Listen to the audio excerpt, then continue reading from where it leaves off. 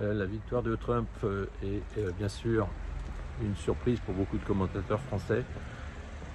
Au-delà du programme de baisse des impôts, de diminution du poids de l'État et des administrations, une chose me frappe, c'est le choix des électeurs aussi pour une personnalité, certes, personnalité excessive, impulsive, parfois caricaturale, mais aussi un tempérament, une dynamique, malgré son âge, un champion finalement du dynamisme, une ambition, une volonté hors du commun. On se souvient aussi de ce qui s'est passé lors de son tentative d'assassinat. Bref, une sorte de légende, une légende en construction d'un nouvel héros américain.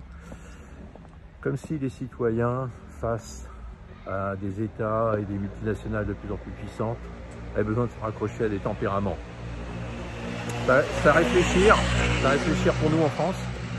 Bien sûr, on va parler du patriotisme qui est très présent dans cette élection. Je crois que les Américains veulent sanctionner aussi, je dirais, cette politique arc-boutée sur la théorie, le wokisme. On a nié un petit peu les besoins profonds du pays. Trump incarne cette nouvelle ambition, même s'il est âgé. C'est un tempérament que les Américains ont voulu mettre en avant. Kamala Harris, elle, finalement, paye aussi son parcours politique terne. Sourire face aux caméras, être porté par l'establishment médiatico-politique ne suffit plus.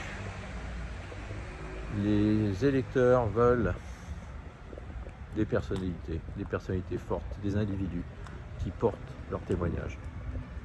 À méditer pour la France.